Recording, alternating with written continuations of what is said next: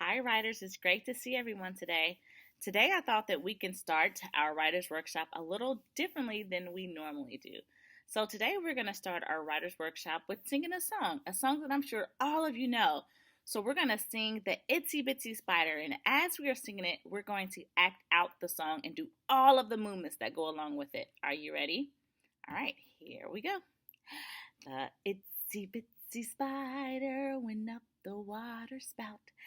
Down came the rain and washed the spider out. Out came the sun and dried up all the rain. And the itsy bitsy spider went up the spout again. So, writers, can't you just picture in your mind that spider inching up the water spout? And I was thinking, good stories are like that spider. They tell the small steps. So, writers, today I want to teach you that when writers want to bring their stories to life, they tell their stories step by step, bit by bit. They think about what's the main thing that happened. And when they think about that, they think, what exactly happened step by step? And writers, that makes me think about our mentor author that we know, George McClements, in The Night of the Veggie Monster. George McClements could have just written, "My son didn't want to eat the pea," but he did. No, instead, he told us exactly what happened when his son tasted that pea for the first time. Let remind you. So here's where it starts, with just the slightest touch. And then George McClements tells us exactly what happened. So his fingers become all wiggly. His eyes begin to water. His toes twist and curl up. He squirmed in his seat. And telling these small steps really brings us to life because we can picture and see exactly what happened in that story. So, writers, I was thinking that I can try this in my own.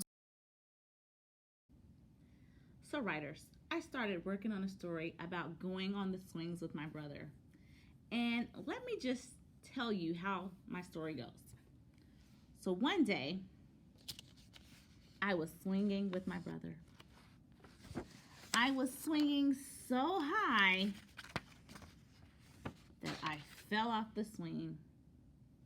But writers, I really want to bring my story to life, like George McClements. And I'm thinking he probably used the sketches of his story to say exactly what happened step by step. So watch me as I try to use my sketches and tell exactly what happened in this moment. So there's me, and there's my brother. I'm sitting on the swings. So maybe my story can go, one day I was going swinging with my brother. I raced over to the swing and I plopped down on the seat. And I grabbed the chains and I said, "I'm ready." And my brother gave me a big push. Yeah, that's exactly what happened at first, right? All the steps that we took. Well, let's try on the next page. So there's me.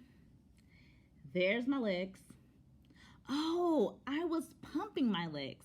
So I was kicking them out and I leaned back in the swing. I leaned back in the swing and I started to pump my legs. I kicked my legs in and out faster and faster. And then I said to my brother, "Give me a bigger push." And my brother stretched out his arms and he gave me a big push. Well, there's me now.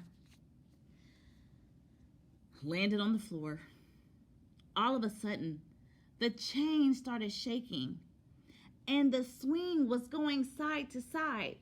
I was going so fast, I stretched out my foot to try to stop, but I couldn't stop. And I fell off the swing and I landed in the grass. and my brother ran over and said, "Are you okay?" So, writers, did you see how I used my sketches to help me think about what exactly happened? So that just like George McClement's, I can tell my story in small steps. I can say what happened bit by bit.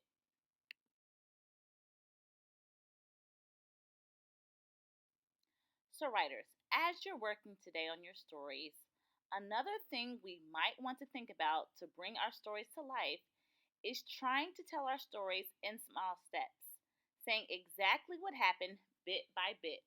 We can think about the main thing and write exactly what happened step by step.